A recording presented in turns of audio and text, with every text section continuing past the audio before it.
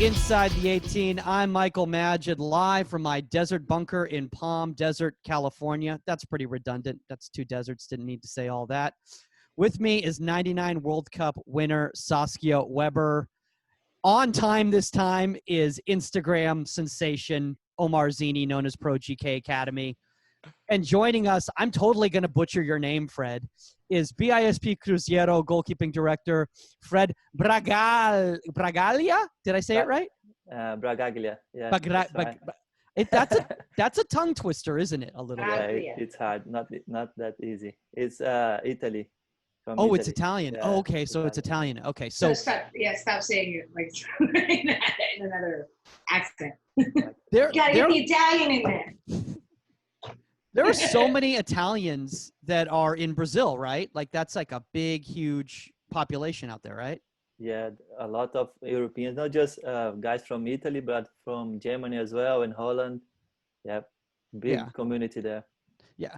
Now, by the way, for everybody who's familiar out here with what's going on with the rating, reviewing, and subscribing, and you go, oh, you know what? I don't have the 10 seconds to go on and rate, review, and subscribe for the podcast. Well, guess what? Fred did have the 10 seconds to rate, review, and subscribe on the podcast. And he left a review, and I was like, who's this? There's this goalkeeper coach who's listening to us in Brazil. And then we bring you up with Aline Hayes, and she's like, oh, Fred Bragaglia is he's a big time goalkeeper coach. And I was like, wait, what? And then I look it up and I was like, oh my gosh, we need to have Fred on the show. So that's what happens, guys. When you leave your review, we research you, we find out who you are, and we go, you know what? Now we need to have you on the show. So that's how Fred ended up on the show, man. So thank you for doing that. First off, man, that means a lot to us. Dreams come true, eh? if you listen and you want to participate, you need to interact, you know? Exactly. No, but that's actually a really good point in regards to just the goalkeeping community in general. Like we just want to, the more people that we were talking about this earlier off the air, is that the more goalkeeper coaches and goalkeepers that we talk to around the world, the stronger just our knowledge base is going to be, right? For sure. Yes. And our mafia and our goalkeeper community. I probably shouldn't have said that with the Italian thing, but it's amazing. And like you said, like now we're all meeting, you know, and you know, whether we're talking with somebody in Germany or this, that, the other, it just makes our community so much tighter and so much smaller. It's been amazing. Oh, yeah. No, absolutely. And so before we get into today's episode, guys, today's topic today is going to be positional awareness outside of the box. For those of you guys who are not familiar with Fred's work, and by the way, man, I thought Omar had a lot of videos online. You've got, 150 videos, training sessions online? I was like, man, there's no way I can go through all of these before we do the thing. You guys definitely have to check those out. Why don't you tell the audience a little bit about kind of like the Cruzeiro, like their kind of goalkeeping philosophy and what you guys kind of do with the academy and all that? Yeah, I have a lot of videos there. I started really early with this idea. I don't know if I was the first one, but for sure not. But I started doing to help my keepers and use that way to save the videos, to save my my exercise as well, because sometimes you change laptop and phones and you miss the sessions, you know. Yeah. And you used to write on a book, but you changed like I used to coach in Thailand, China, and now I'm in Philippines, and you always lose the papers. And I say, oh, I'm gonna keep the exercise there. And when I need to do something similar, I just go there and double check that session that I really like to run with the keepers, you know. I mean, like you. No, go ahead.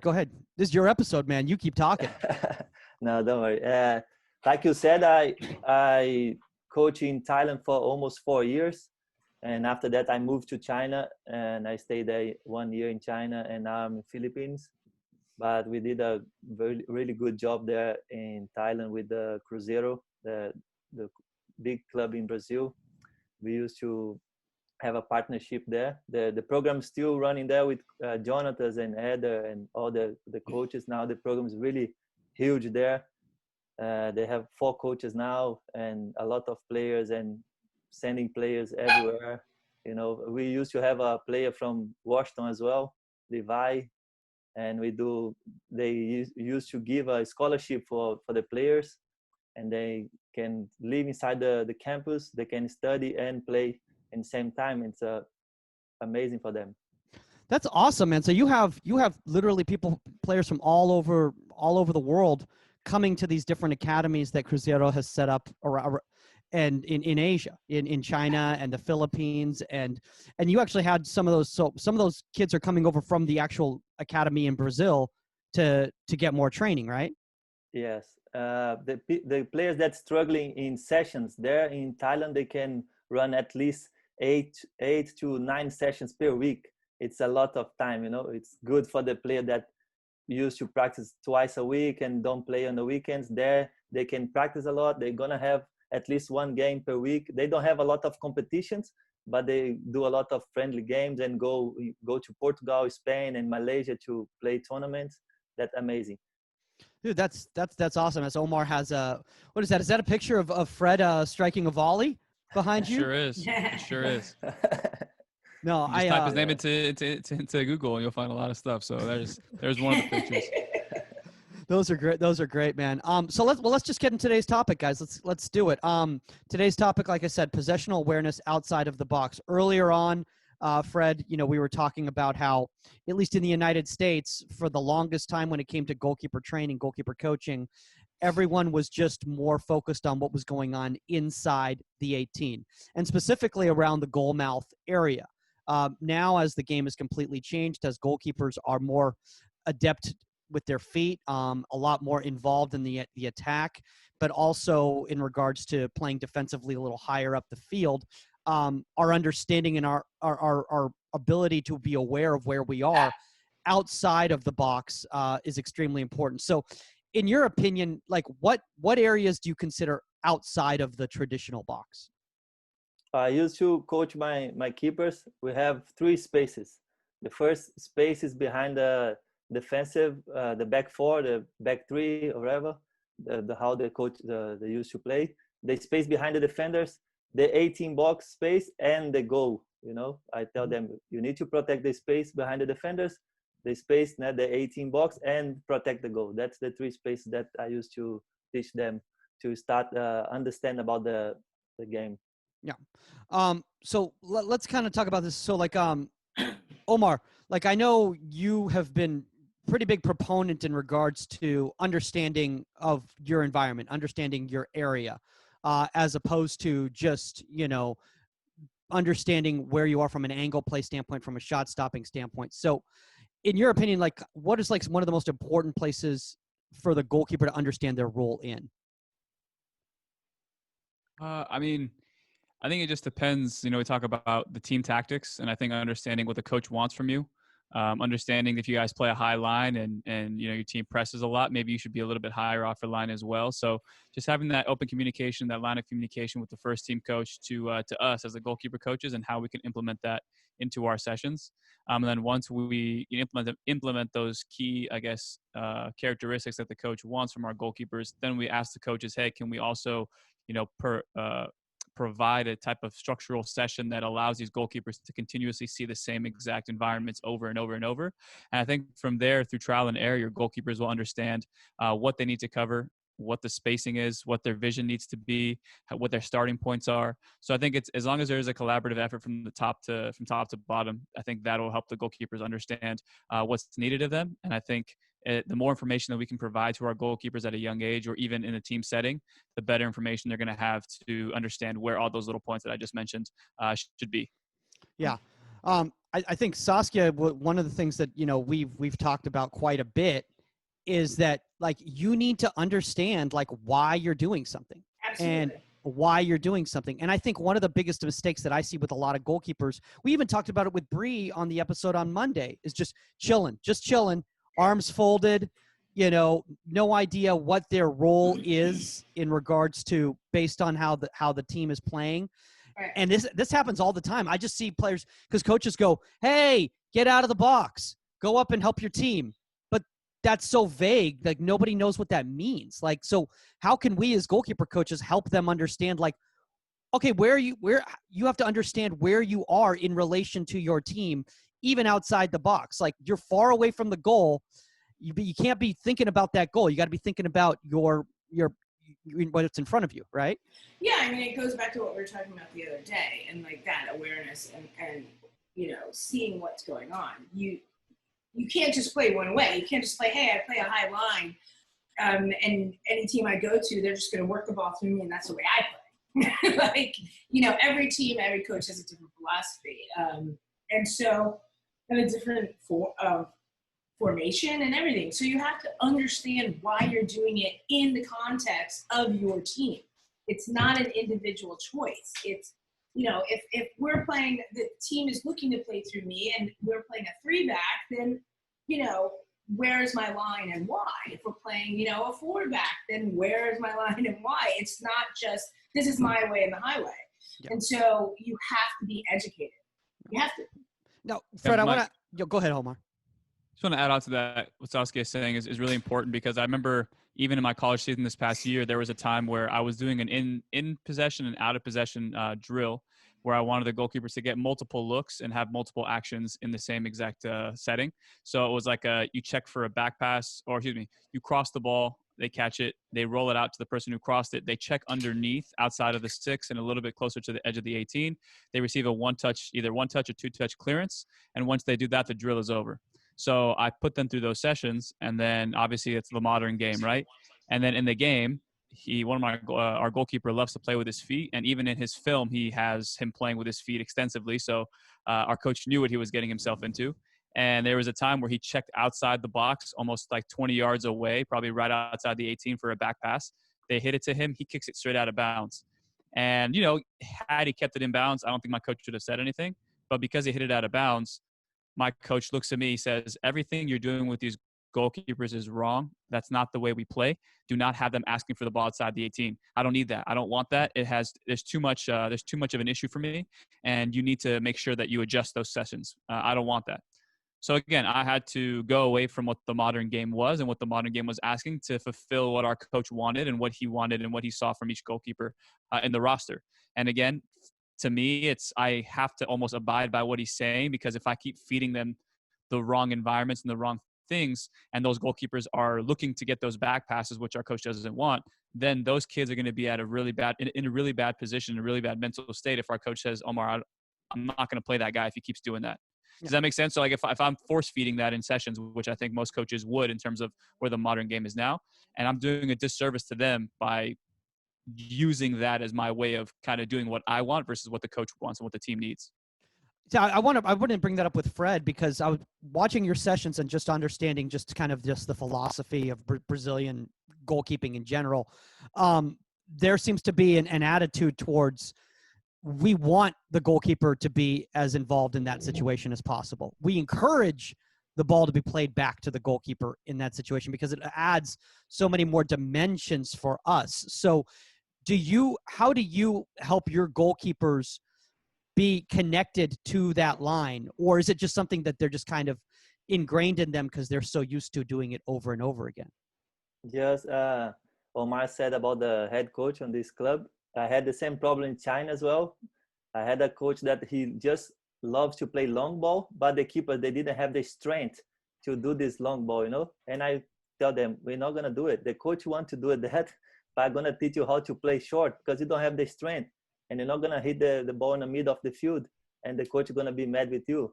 But like Omar said, we need to understand the philosophy of the head coach to adapt our session. But if you talk about youth performance, you cannot take this work out of the goalies. They need to understand it. They need to know how to play short as well, because in 1 year or 2 years, the head coach can change, and they're not going to be able to adapt quickly to play. And if some better goalkeeper come, they're going to take the spot of that keeper that used to play for that team for a long time, No, Fred, that's what I was saying.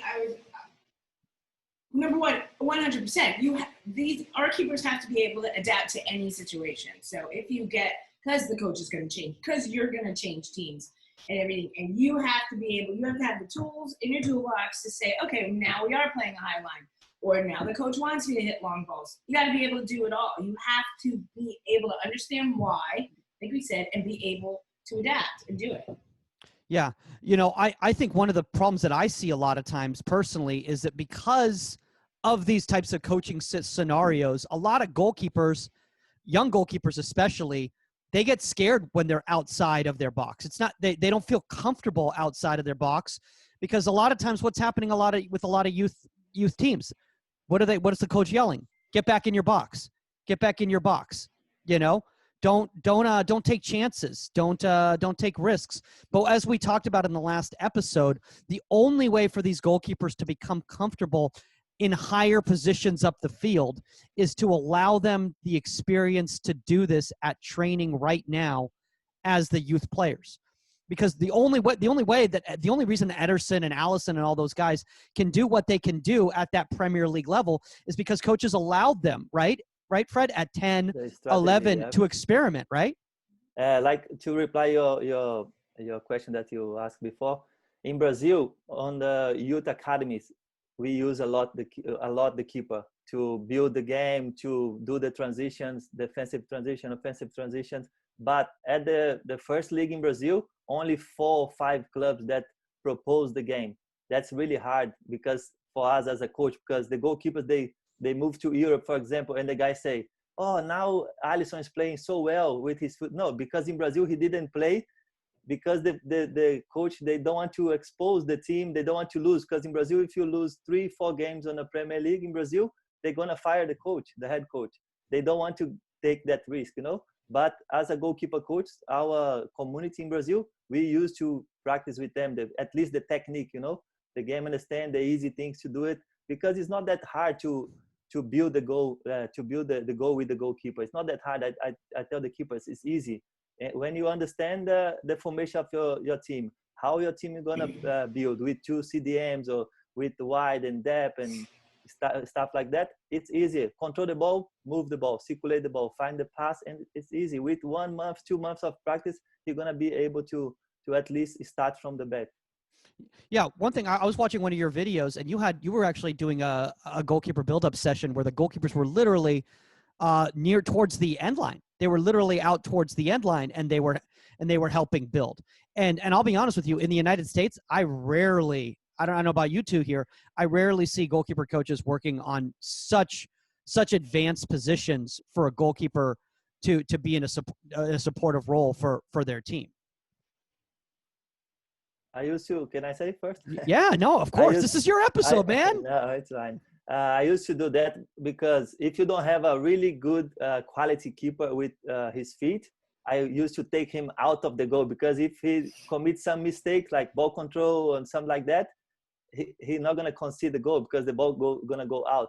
And as an extra number, if you pass the ball to the defender, if the goalkeeper shows up there, he's going to do the offensive cover. It's going to be the fullback and the center back plus two players, you know, going to be 3 versus 2. You're going to help them to keep the ball possession there, and after they can find the space to move that ball forward or to the other side.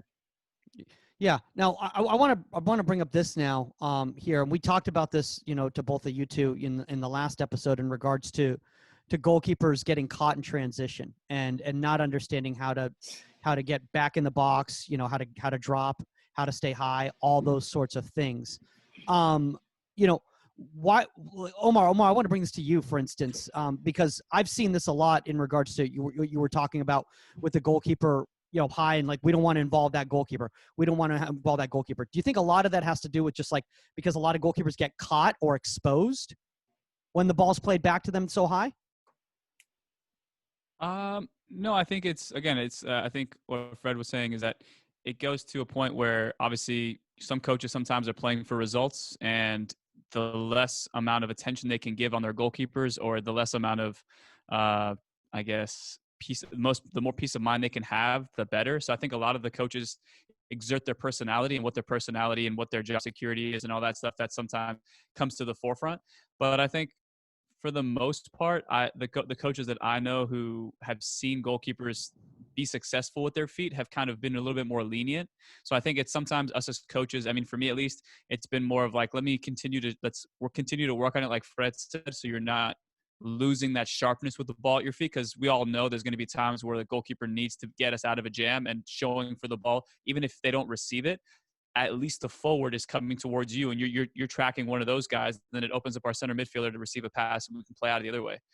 So I think as long as we can show our coach through, whether it's data, through film, that it's a necessary, not a skill set, but a necessary thing for our goalkeeper to continuously do without having the outside influence of don't do this, don't do that. As long as they can continue to play off their instinct, I think we can show our coaches that it's actually beneficial, then I think they're going to turn our way. And I've had that before where the coaches have said, you know what, no, you're right. I've seen this actually happen. And maybe we don't have him receive the ball every time, but we at least tell our defenders that Alex, who was our goalkeeper, he's going to show.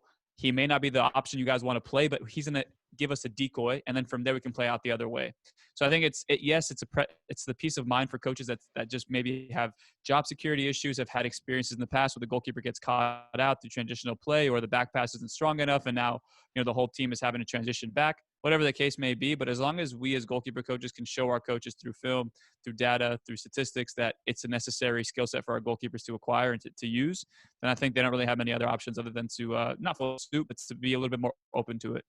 Yeah, I love one thing that Fred said in regards to, when you train them, when you teach them how to be comfortable in possession outside of their box, there's less risk because they're not so close. There's not so close. So if the ball goes underneath on their foot, it's not going to go through the goal into the goal or anything like that. Which made me kind of think of like rondos and things. And like, Saskia, I know you had brought this up in the past in regards to like, you like your goalkeepers to do possession drills with the field players. Well, yeah, and I think that to answer the question you asked, actually, Michael, is that I think that if they're attached to that, then you're going to find they're not going to be out of position because they're constantly reading the game. You're not going to run into that thing where somebody is standing. They're not like, we're not talking about professional goalkeepers and stuff. Some of them. Yeah. But because you're playing that, because you're in constant support, you're constantly reading the game. You're constantly tied in, whether you get the ball or not. And so, I love my keepers to do possession and everything because number one, I want the team to feel comfortable with passing the ball back to them as well. And that's a big thing as well. Some backs are not comfortable. And probably because, the goalkeeper or the past goalkeeper has proven that they're not very solid with their feet. But the more you play through your keeper and look at them in that situation, just like another player, then the comfort is there and it's relaxed and stuff. But like I said, to answer your question, I think that you'll probably find they won't be as out of position or able to recover faster because they're so locked in on the situation. Yeah, one thing I've recognized about myself is one of the reasons that I felt I was very uncomfortable playing high like that with high pressure on me in possession is because I did not do enough of that work as a youth player. I did not do enough of, being chased and having to play quick and having to receive the ball. So I think that's extremely, extremely important for our goalkeepers to do that. Mike, one quick thing. Yeah, go ahead. No, I think something that I've noticed through the quarantine and something that I've definitely started to think about with my own sessions is my recovery movements and how I have my goalkeepers recover, not just in small spaces, but in large spaces. So those transitional moments where those balls come over the top, and I don't think we train it personally. I don't train it enough where the goalkeeper is dropping from the top of the 18 or even the top of the D, recovering back to the line and then trying to set while the striker is, advancing with the ball. Because I think too many times I just have them set from the middle and then step to the angle and then from the angle, then more central. So I only keep it in a very small circumference. Versus now my mindset is, okay, how can I really allow them to see the muscle memory of their legs recovering back to their line, properly setting, readjusting to any, short passes around the 18. I think that's another big thing as well is understanding or showing the goalkeepers those pictures of how can we recover back to our line? How can you set on the move? And then how can we become like how can we be, optimizing our shot stopping ability when we're recovering in large spaces?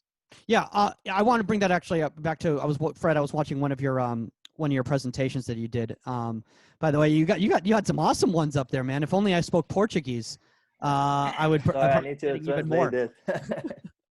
But you were showing, and it was really making me think about what Omar was saying about limited space and about expanding our mind for lack of a better term, to how big the field is. And how involved the goalkeeper space. can be. Yeah, exactly. How involved the goalkeeper can be. And you were showcasing how Ter Stegen can literally be 25 yards away from goal and completely involved in the activity, and yet there's still no danger to any sort of counter ball being played that's going to break and score, because he can recover at the drop of a hat and cover that distance. And his team also understands how to drop into positions to help support him if he does get caught. And I think that's extremely important for goalkeeper coaches to work with their team coaches. And I know a lot of us, at least in the States, you know, we have a lot of goalkeepers and we don't have as much connection with the team coaches, but we need to do a better job of that, because otherwise we can't work on these types of scenarios, really, you know?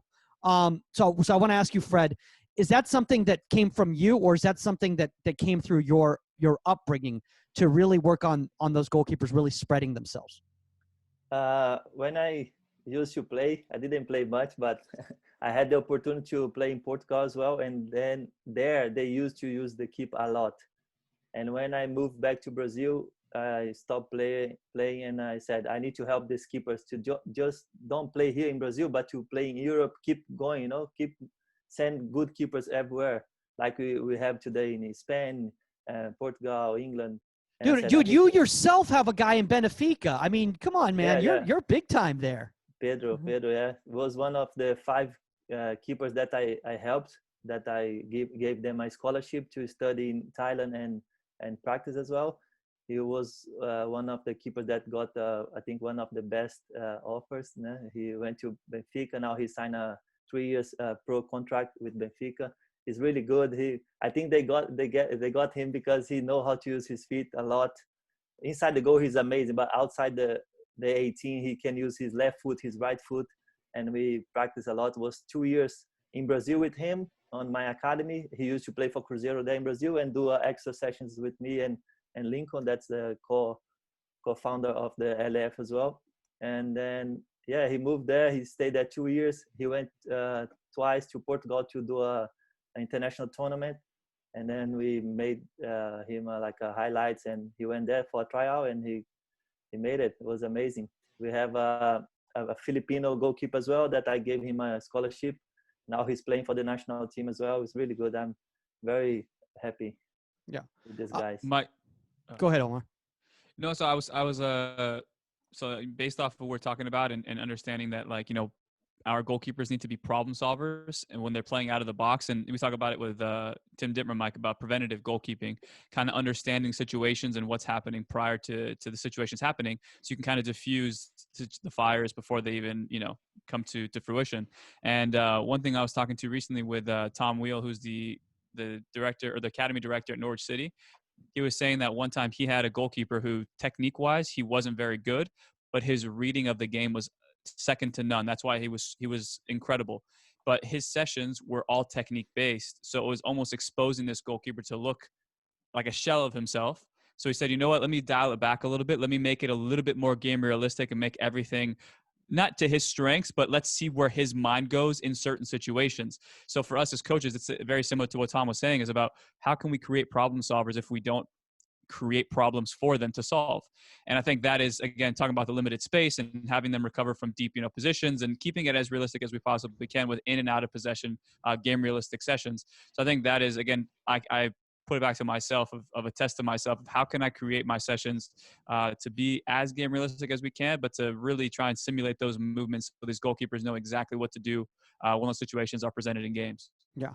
I was going to say this, Saskia, did you ever, when you were, you know, playing obviously at the national team level and the professional level, did you guys ever use the rope to showcase kind of your, you know, your alignment with the rest of your back line or anything like that? You guys never did that? That seems to be something that, Fred, you ever use that rope? That goes on what Omar said.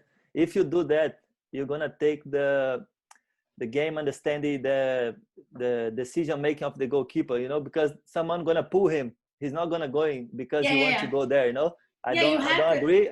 I don't agree with that. But if someone do that, it's fine. It's trial and error. You know, I said this before, Mike. You have to allow the keepers to figure this out themselves, to understand their own positioning. Like, I agree with you totally, Fred. If you're pulling somebody into the space, that doesn't mean they're not understanding it. You're just putting them in the space. Like Mike, Omar said, sorry, like Omar Okay. said about the ideas of the sessions, how you build the sessions.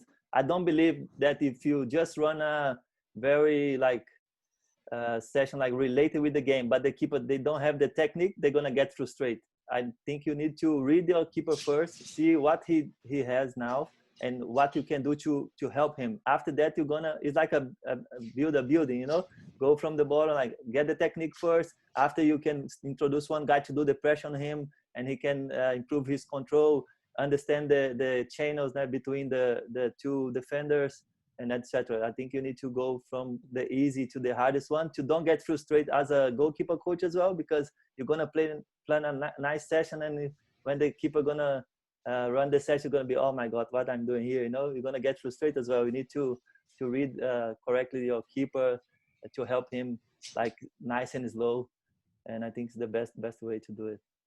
Yeah, you know, that was reminding me in regards to what you guys were just saying about, you know, spoon feeding when you were talking about, and everyone here, when the rope was brought up, the negative attitude that was brought up towards it, I was like, okay, well, I think I just used a trigger word here. But it is understandable, because it's the same thing as Omar was talking about, doing activities in isolation or just showing kids shadow play, basically formations. Well, I can't tell you how many goalkeepers I've seen in sessions do great with their feet. Put them in the game, they cannot improvise at all. But that is a head coach problem as well, because Absolutely. I don't think it's just our job to do everything. We can create a lot of good sessions with the other keepers, because sometimes you have 5-6 keepers in the same session, but sometimes you don't have the space as well to do it. You know, you're just gonna go on that small side there, and the coach gonna use the entire field. You're not gonna have space. And the other point is, you need to have the interaction with the head coach. If you don't want to help you as well, you're not gonna help the keepers. I was You about know, to say, you need nice to build to know sessions to help just the keeper. Of Yeah. course, he can help the defenders, the strikers, but you need to do like a 7-6, building from the back with the keeper. Did wrong, start again and start again and start again and start again. See, I see that's something that's been a big issue, and obviously, you know, Fred, we talked off air about just American goalkeeping and American goalkeeper training, and how, you know, one of the things that you had enjoyed was seeing how, you know, things are done in the United States, or how things are done in Asia, and that's what fascinated you about you moving over to Asia with the program. A big issue here in the United States in our youth level is that our head coaches don't involve their goalkeepers into their sessions enough. They send their goalkeepers to training with us, and then they come back and they don't utilize their goalkeepers properly. They only utilize their goalkeeper for shot stopping situations, or to start the play in any sort of small-sided games that they're doing. And I think that's something that I don't know if it's something that we can necessarily solve, other than just keep stressing to the coach how you're only coaching 10 of your players. You're not coaching all 11 of your players. Yeah. And how can you have a full team when you're doing that?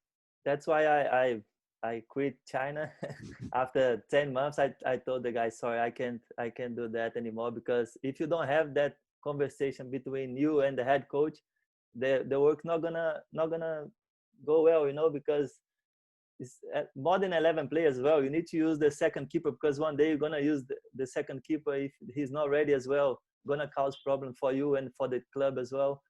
And we need that communication. We need that interaction between the staff, you know. And in Brazil in 2014, everybody realized that, oh my God, we need a good keeper after the German thing, you know, what that happened with us. You know, I think in US, maybe that's when the World Cup come back here, I think they're going to realize how important it is to have a good keeper that can work in all moments and phases of the game, you know. They're going to realize that it's really important to have a goalkeeper coach as well. And that's it. Yeah, I mean, look, that's a whole other conversation in regards to.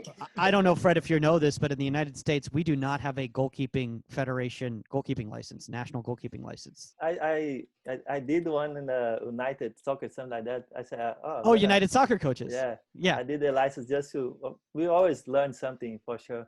And Yeah. it's very weird here because they do the goalkeeper license after all the license, like really expensive as well. If you want to do B, C, I know the goalkeeper coach need to have a really good knowledge about the game. In Asia, what they do, you do the C license, and after that you're gonna be able to do the goalkeeper level 1. But here I searched that you need to have the A license to do the goalkeeper license. How come? How are you gonna build good keepers that the coach need to do all the license you get there, you know?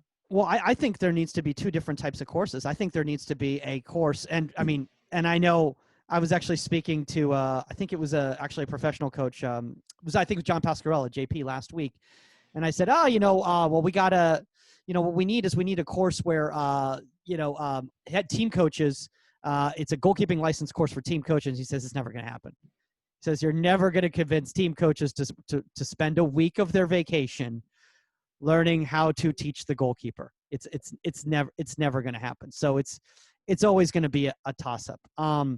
Let's speak a little bit more on some positive stuff here. One thing that I think is not as common, and I'm always surprised on why this isn't something that comes across more. I see it a little bit more in Latin America. I don't know how it is in Brazil. It's the goalkeeper that recognizes any sort of pressure or risk and decides to this is obviously not in a pass back situation, dribble the ball back into their box and then pick up the ball. Is this something that any of you three ever actually teach, or is this something that's more instinctual with goalkeepers? Anyone? I'm gonna go first. Yeah. Okay, let me go. Go First. ahead. You do it, Fred. I don't teach them. I think they need to understand that but if you have the space, to play with your feet, why are you gonna go inside the box? Just if you like want to waste time, for example, you do that. But I don't teach them. I think it's like very normal things. Like they're gonna get that experience during the play time, but if you have time and you have the ball on your feet, you don't need to go back to the box. Just circulate the ball and find a good option and play, keep playing, or just wait for the other team push up again and you can play again. It's like Ter Stegen, he always do, he attack the space with the ball, wait for the other team to get set, and he find a better pass and break the lines. Yeah, totally. I mean, if you have the time to turn and dribble the ball into the box, then you have plenty of time to look high and get a good service in or find your open back or something. I mean, well, I don't want anyone to think that. I wouldn't really that encourage anybody turning their back on the field and dribbling back towards their own box like that. Look, I'm not saying I don't want anyone to think who's doing a session with me later virtually that's what we're going to be doing, a training session. I'm telling you, Mike, we're going to start a whole side thing of weird things Mike wants to coach. The shelf. What was the thing you were saying? The bookshelf that I was telling people to look it up. What was on the bookshelf? But I think, like, go, Omar. For me, like personally growing up, I don't think I ever had anybody, like we learned how to play with our feet. And that was it. It was more of like, okay, let me show you guys how, this is what we want, bypass maybe the first option, go to the second option, say play around, through, or over, right? So those little things we definitely learned.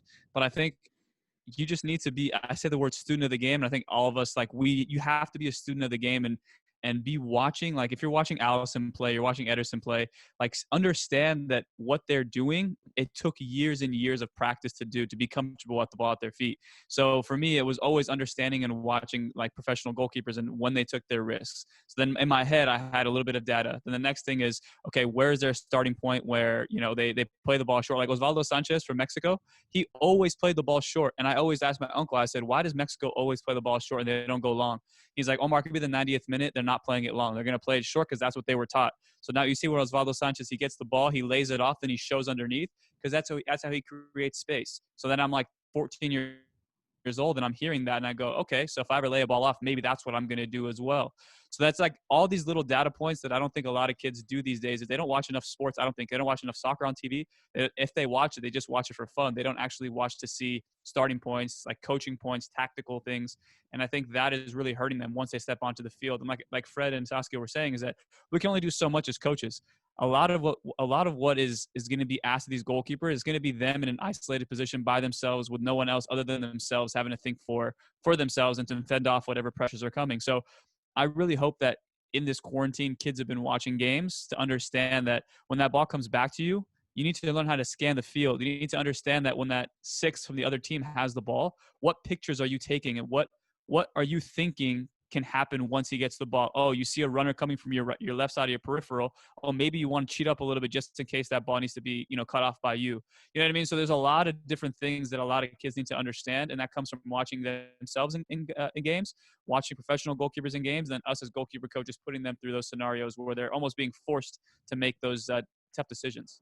I think one of the tough things, and Fred, I don't know if it's different in Brazil or in Asia, but I think one of the difficult things is that there's such a culture of trying to make things entertaining, make it entertaining, it's got to be. Look, I mean, I'm not saying you don't want soccer to be fun, but at the same time, like when I was watching, your breakdowns of Ter Stegen and Neuer, not the most exciting, thing, but if you're a 16, 17-year-old aspiring professional, like that's more important for you to watch that than to watch his top hand, saves, right? I think the goalkeeper, they need to love to, because like you said, it's not, if you don't love, you're not going to watch like a session. You're not going to watch highlights. You need to love the position, you need to love the game.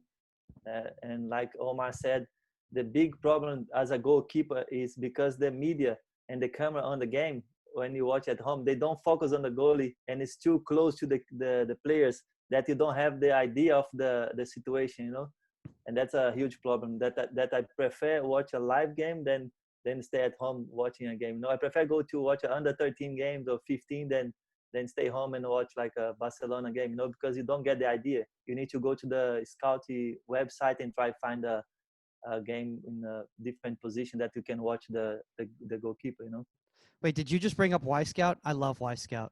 So if you I love watching those scouting tapes, man. They always make fun of me for that, but I'm always sending them clips. It is the best way to send the kids. What I do, I'm already like more than 8 years recording keepers. That I have the keepers playing from the back, doing the transitions as well. I get my keepers, the youth keepers, and I get the professional keepers, and I combine the video and show them, look, everything that happens there on the pro side is gonna happen with you. Just with some different power, and the pitch will be different. You need to read that situation, but it's the same thing. It's the same game. If you understand that, you're going to perform well. I think you just brought up something really good. That's something Saskia brings up all the time. And I know I'm beating a dead horse here, but she is right, because she's like, it's not a different, it's the same game. It's the same game, so don't try to overcomplicate things. Don't try to make it more than it is. It's the same game. Yeah. And you see it. It's sometimes this is also something that happens the opposite way, where things that work at the youth level, coaches start trying to overcomplicate it at the higher levels, when they don't need to. When if it was working there, there's no need to change it. So I think we just need to really, and that was one thing I really liked when I was watching some of your sessions, is when you were doing the cognitive work. It wasn't like insane, crazy stuff. It was simple, making your brain think, but at the same time, simple reactive work at the same time. Yeah, we cannot, like I told you, we cannot build a really like tough session, like high level session for under 13 or 15 keeper, because he's not ready yet. If you give that to him, he's gonna get embarrassed on the training, and maybe he's gonna commit a lot of mistakes there, and the session not gonna run well. Yeah. Like Omar said as well, this new generation, they don't watch football. They just want to be on Instagram and WhatsApp and stuff like that. YouTube, it's really hard. Yeah. Well, Mike, go ahead, Omar. No, one of the things I think something for me, at least when I was younger, is understanding, like, just being self-aware and understanding that I'm a very slow goalkeeper. Like my initial first 2 steps are very, very slow. So I realized, I've actually heard parents when I was like 13 or 12 years old, they said, okay, just play the ball over the top. The goalkeeper's too slow. There's no way he's coming off his line to intercept this pass. Jeez, and I'll tell you, I played against some brutal parents, dude. Some very ruthless people. Gosh. And I remember them saying that. And then again, from watching games, I just love the game so much that I would have conversations with my dad, my grandparents, my uncle, and I would just say, hey, like, I'm a little slow off my line, and you guys have seen me in games. How can I improve that? And then my uncle, he played professionally in Mexico, and he was like, you need to just have a higher starting point. Like, if you feel like you want to be involved and cut off things over the top, just have a higher starting point so there's less space for you to cover. And then I said, oh, okay, that's actually really cool. That's actually really smart. So at like 13, I started probably most of my starting position would be on the top of the D on the 18. And I would just have like a staggered stance, like almost a sprinter stance, so that I could always, shift the weight to my front foot and then be on the front foot, or shift my weight to the back foot and recover back to my line. So I think I even said it in one of my podcasts. I said that like I had to get to a point where I needed to manipulate the game so that it worked out for my strengths and not expose my weaknesses. And I think, again, when we make our coaching points to goalkeepers, we have to understand that there's different personalities, different strengths, different weaknesses. And one starting point for one goalkeeper for cutting off a entry pass or ball over the top can be completely different for somebody else. And I'm pretty sure, Saskia, I know you were athletic as all can be. So I'm pretty sure your starting point was way deeper than mine may have been, or maybe even a little bit more advanced, because you could get back to your line. So I don't know. Do you feel like, I hope my points are making sense, but I'm sure that, yeah. No, but we talked about that the other day. It's not one way is the right way. Like, everybody's different. Like, so you were slow, so we have to manipulate your starting point and your positioning. But it's like if somebody's a little shorter, Mike, like everything like that. Everything factors in. Yes, I could start deeper because I was very fast off my line. El gato. So it was like, I could do that. I could also play a little higher on shots off my line because of my ability to like carry a ball or jump and like kind of more like it's an Howard. But it's not the same for everybody. Yeah, but can you do that dance move again? What was that? El gato? I don't even know what I did. I was just like. Let me just say hi here. Pedro is watching us. The keeper that moved to Benfica. Hey, Pedro. Hey, Pedro, what's up, man? This is the kid at Benfica, right? Yes. Yeah. Congratulations. I hope he's going to go to the Portuguese national team soon. Dude. Congratulations. That's awesome. Fred, man, I mean, it's amazing. Sometimes it's so funny because we talk about this and we joke around. We're like, wonder who's listening to this. And then you find out who listens to the show, man. It's really cool to see, people worldwide wanting to learn more about goalkeeping, from everyone there. And I want just to complete here, Omar said about the weakness and the strong part of the goalkeeper. Like I always tell the keepers, if you don't know how to use your left foot to do like short or long balls, control the ball properly, and the ball gonna go to a good foot, and you can do the job, still do the job. Of course, I'm gonna practice with them to use both. But to solve the problem in the game on the short time, you can adapt yourself to perform well. Yeah, no, absolutely. I want to talk about this right now because this is something that really scares a lot of youth keepers. And by youth keepers, I mean me. I am scared to death about it. Throw-ins. Whenever goalkeepers are activated into being the first player on a throw-in to receive the ball, I've seen so many young goalkeepers deer in the headlights, like, we've never worked on this before. Like, how do I do this? Why are they playing me the ball? I thought they're always going to play the ball up the field. I mean, I literally saw it with a youth game not that long ago where a kid was a guest player. He had never played with this team before, and it was a little bit higher level team than the team that he was used to. And on the throw-in, guy plays the ball back to the goalkeeper, and he's like, "What are you doing? I've never seen this before." So, is there any advice that you guys give goalkeepers who get kind of stuck in this situation to, handle it properly? Fred, do you ever train this, by the way? Do you ever train the goalkeeper receiving the throw-in? Not using the sidelines to do that, but I always throw the balls to the keepers in different ways that they can improve the ball control. Can use the chest, the thigh, inside foot, outside foot to do the first good touch and move the ball. I always help them because I know as well some center backs, they just want to pass the ball to the keeper, but they don't look sometimes. You just send the ball, Yeah. I mean, in small-sided game, it happens all the time.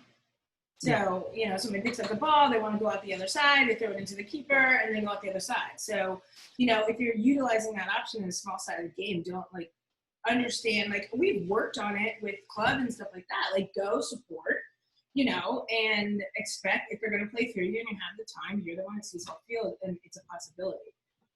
Yeah, I think one of the things is that a lot of goalkeepers, and I mean at a lot of different levels, is they think when there's the reset on the goal, on the throw in, I'm not involved. I'm It's not always involved in going it. forward. It's always going forward, or I'm not, or even if yeah. it goes laterally, that it's not going to me. So I'm, once the ball's back in play, now I'm involved again. But it's such an easy way to change the point of attack. So Yeah. I'm like, this is like one reason why, like, so I on my episodes that I've been doing, like, I've been really trying to focus in on the coaches' experiences and why they teach certain things and how they adapted their own experiences from their playing career to their coaching style. And that's been something for me where I've been like trying to kind of understand why I used to do certain things. And I don't know if you guys can relate, but I had really bad, like I had ADD. So my attention was. Is this episode about you just talking about how all these awful traits you had? No, but I had ADD. I'll get to my point. It'll make sense. So I had ADD. So I had attention deficit disorder, and because of that, I had to find ways to stay involved in the game. So that turned into, okay, well, I like to talk a lot. So how can I stay involved? Well, my communication is one, and I love the ball at my feet, or I love playing and being involved so that I don't get, loss of focus. So I really needed to get better with my feet and then get better with my communication. So that's when literally every time the ball was out of bounds or my left back or right back got the ball, I was like, okay, how can I be involved? How can I communicate to get this pass back? So I would always show. So even a throw in, for example, I would, every time the ball went out for a throw in, I wouldn't check off. I would go, you know what? How can I get this ball? And I would drop off to the angle. Like Saskia said, receive it and then just switch the field. So I would always try to be involved. And I think it was because I didn't want to lose focus. So again, I think it's to each their own, and everybody has their personalities Being and why they do involved things. with the game is easier to keep the attention of the keeper. yeah, absolutely. Yeah. That's I think a really good point. I love, Saskia, what you said about it's the easiest way to change the point of attack. Well, I think yeah, absolutely. Come back, back around. I mean, No, I know. But it's amazing to me because I even think just back to myself in regards to how when I've been put in that situation when I was a goalkeeper, I didn't think of it that way. I thought of it as an emergency play. And so they would put it to you and you just put it up or something like that instead of calming down, taking a touch, and going out the other side. Yeah, I wasn't on the U.S. national team, so So I love it. Saskia's like, it's that easy. It's like changing the point of attack. You just play a simple 35-yard laser. It's not that hard, guys. I don't know what's so difficult about that. Winning crosses in the air.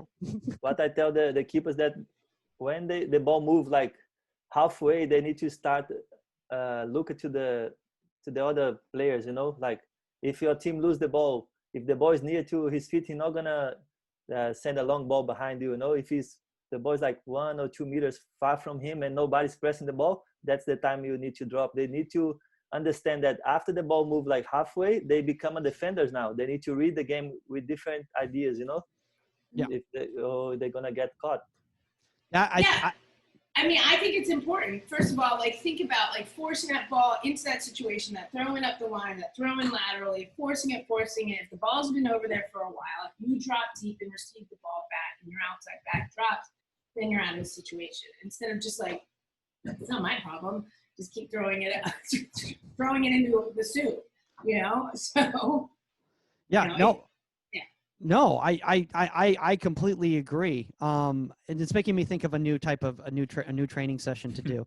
So any kids that are training with me, get scared. So, Mike, but what I would say though, I think it goes back to the point of when, like Fred just said, we almost turn into defenders, and we need to understand that once they're 6, their left back or anybody who's in a position that has a little bit of time to look up and find a pass, right when that 6, for example, we don't press that high, but right when that 6 gets the ball and he turns, right away in your head, you should have a mental checklist of what options they could potentially have. Okay, ball over the top, a runner coming from the left, runner coming from the right. So that should trigger your starting points. And once that is triggered, then from there you have the best position possible to now make a decision. How many strikers between the defenders? They need to read. If they don't have any strikers there, how they don't gonna pass? They're gonna shoot. You need to drop. You need to run back. They need to have that. Exactly. And that's what I mean, though. I think a lot of it is accountability and kind of a buy-in from the players. Because, I mean, we can always obviously coach that. But, again, in reality, limited space for coaches. If, we're being honest about that, if you're not in a professional environment, you don't really necessarily get the full field. So it's difficult to train, okay, the 6 got the ball, what are we going to do next? So I think it's important, again, for those kids to self-reflect and understand the game a little bit more. So even going through like a coaching course to see or even like a tactics course for players, for field players, and see, okay, when this team tries to build out of the back, when Pep Guardiola tries to dribble out of the back, when they beat our first line of attack and Gundogan or one of those guys in the middle is receiving that pass. Okay, now we're a little bit stretched out, so maybe I should be a little bit higher because the next pass may be coming over the top because we have no pressure on the ball. You know what I mean? So like understanding the tactical approaches from teams, and then from there, now you're in the best position to get a good starting point just in case you need to thwart out any danger. Saskia, how do you do that with youth players? Because obviously what we're talking about right here is very profound in regards to it being involved in the play and, understanding your spacing, a lot of layers. How do we keep it simple for them? Because you work with a lot of youth. It's just that, just keep it simple. Like, I'm serious. Like you just, you have to build everything. You have to build confidence with their positioning, with their footwork, with their own team playing through them. And that takes time. Putting them in different drills. Like you said, I love putting the keepers into like rondos, and stuff like that, because it's important that they get that quick touch but that the other team feels comfortable with. It's steps. And and the more they see it and the more you progress with it, then it becomes second nature and they know what to do. It's not like all of a sudden going from 0 to 100. Oh, by the way, you've never done this before, and now you're doing this and that and play through it. Like, it doesn't work that way, especially with young players. You have to build it. Confidence. I think you brought up something right there that I had never thought about before. But when you're doing those rondos with those young keepers, if the field players start recognizing them being comfortable in those games, then they're going to have a keeper. Trust the keeper. This guy know how to play. I'm not going to waste my energy going there. Yeah, they're not going to worry. Yeah, they're not going to worry about it. They'll be like, oh, whatever, here. And that changes the whole way you can play with your team because of that simple mindset of those young kids already going like, I know I can play that dude and I know he knows what he's doing. So I don't have to babysit him, quote unquote, make sure he doesn't mess up. You also don't have to second guess it. That takes out a split second in your game. Man, you guys just blew my mind right now. One of the head coaches that I used to have in Thailand, Jonathan, he always said, give the confidence to the keeper first, and after we press him, he's going to get too much confidence with the ball, and we press and try to win the ball. And it happens sometimes. Then you get those goalkeepers, all of a sudden, they're now so confident that they're playing these balls like, I don't know if you saw the episode on Monday, Fred, where Omar had a U17 Barcelona keeper who played a ball. What was it? There were 6 guys on the top of the 18. He tried to thread that needle. Omar, no videos today. Keepers, don't use your skills. Just play simple, because if something happens, then your head coach is looking at you at the end of the bench. But they get so confident that they used to do it. Yeah. They did it with me, like in Brazil and in Thailand, like dribbling and stuff like that. Never like bad things happen, thanks God. But I always tell them, don't do it. Play simple and sharp. And it's true, and I totally agree with you, Fred. What happens is there arises this level of stupidity and arrogance, and here's the deal: I don't care how good you are with your feet and how much we utilize you, you're still not that good. Yeah, if you are really good with your feet, you should be playing as a number 10. You're still not a number 10. Exactly. So bending the ball through 3 people up the middle on a goal kick or on a back pass is not the best idea. Play simple. Play simple, please. Try watch the Real Sociedad, the goalkeeper. I forgot his name. I think Romero or something like that. He has amazing passing through breaking the first line there. Like chipping the ball over the strikers. He's amazing. I say, oh my God. But you probably sit on the bench like, oh my God. Well, and I know we've been going for about an hour now, so we're going to start wrapping this up right here. But one thing that I always love is just the goalkeepers, and you see this especially at the youth levels, the goalkeepers just decide to I'm just going to go dribble. I'm just going to go dribble. Like this is my opportunity. I've got the ball at my feet now, and I'm just going to dribble around here. And then all of a sudden, then a player comes at them, and they try to do like the Cruyff turn and everything. And then the whole parents on the sideline go like, no, because they know exactly what's coming right now. They're like, just no, give that to somebody else who can dribble. Like, please just don't do that. Yeah. And again, it goes with the same thing. Yeah, Yeah, but I saw think a lot of mistakes with the Cruyff turn. Oh my God. With the quarter. but I think a lot of that has to go with it. Like goalkeepers need to understand how to play with their feet as a goalkeeper, just like a center back needs to know how to play with their feet as a center back. You're not a 10 right now in the game. Maybe you can play the 10, but not right. You're not in that. I don't know, Omar. The ball control is different. They need to understand that they need to control the ball different from a number 10, different from a CDM. Yeah. You know, the ball control is different. I always tell them, put direction on the ball. Don't let the ball stop. If the ball stop, you're gonna like scare, I don't know, and you're gonna mess up. You know. Yeah, and guess what? You lose the ball. Yeah. Got big old nets behind you. Yeah. And you're gonna cry after. Yeah. not the CDM or something. And I always try to bring up the fact that, you know, the more touches you take, the less you're helping your team. Like every touch should have a purpose. So if you're just touching the ball just to touch the ball and dribble around, like you're not doing anything. It's the same concept. Like you know, obviously field players. The more you're dribbling around the ball, everybody's closing in on you and closing the space, and you're making it worse for your team. You're the goalkeeper. 1, 2 out. That's it. Yep. And 3.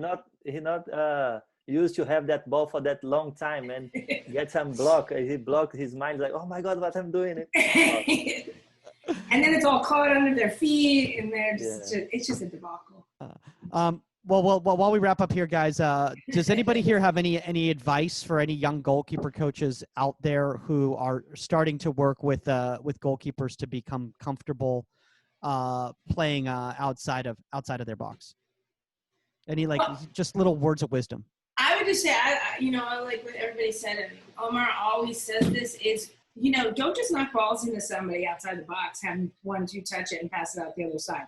You've got to put young keepers and all keepers into a game-like situation. You have to have somebody coming out them. You have to have them have to change their decision-making as you progress with the training.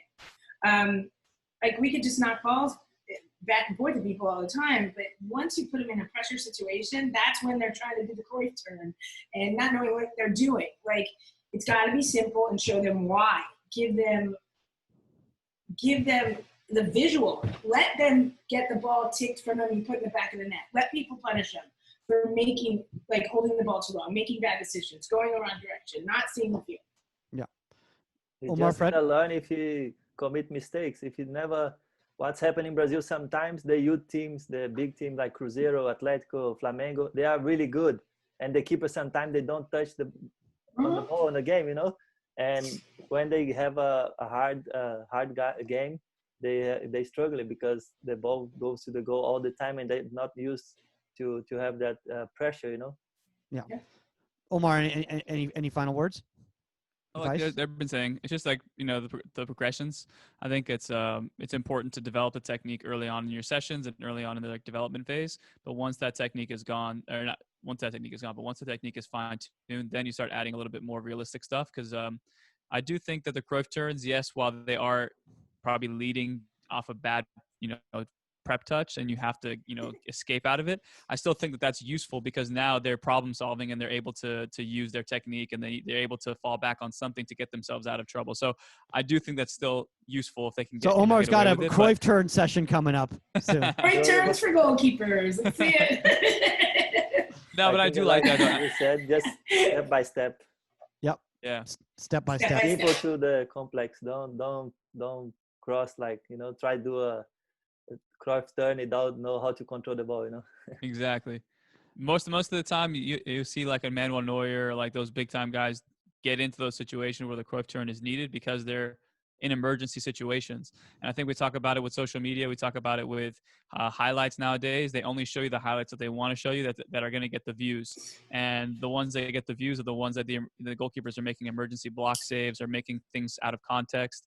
And young kids, again, when you watch these kind of videos, making sure that you understand that a lot of this stuff is not reality, and a lot of this stuff is only being is because of the scenario. So again, as coaches, we need to do a good job as well to present that information and show the goalkeepers exactly what our points are, and then from there we line that up with what we do in our sessions. Yeah, I always blame the guys in Brazil. Sometimes they show some things not gonna help the keepers as well, not gonna help the goalkeepers as well, you know, because the kids, they watch these things on the internet today, they want to put in practice in the game. It's like on the session, it's not like that, because you saw on a good page that we're gonna start doing this stuff, you know, just some small details that happen in one game on his life, and you're not gonna use that. You're gonna keep the basics, you know. But that's why I want to give both you guys a shout out right here on the air right now, both you, Fred, and Omar, because you guys are content creators. You guys are constantly putting up drills and sessions up there, and you guys put up the full session. You guys put up a lot of the full progression. You guys don't just put up like the final picture and go like, oh, there you go. And that's what we just did today. You go, no. Here's how we warmed up. Here's how we got to the second part. Here's how the third part. And obviously I understand it's difficult on Instagram and, you know, and TikTok, you don't have a lot of time. I really hope you're not doing goalkeeper sessions on TikTok. That's probably. I don't have that. Thanks. No, Mike, I just released a session a few days ago, and it was on crossing, and I left almost like, we had so much dialogue, the goalkeeper and I, because he's one of those kids who just loves to talk and loves to, you know, gain different perspectives. So I left. I mean, again, it wasn't going to garner many views, I didn't think. So I just left it in there.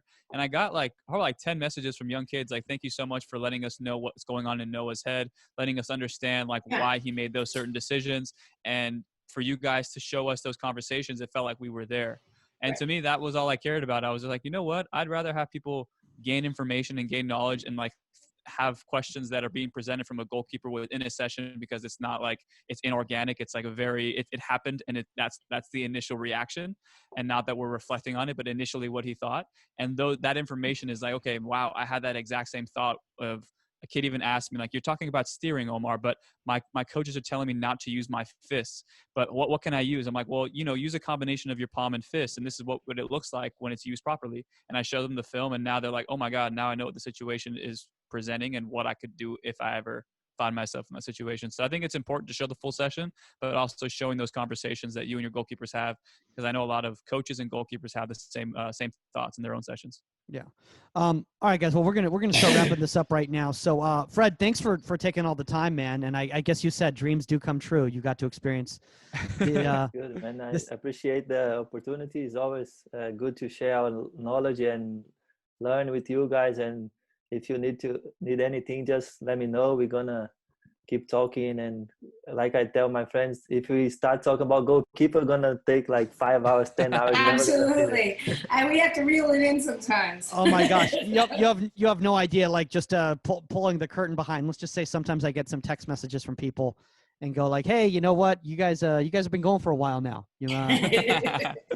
I left and went to dinner and came back. He's still talking.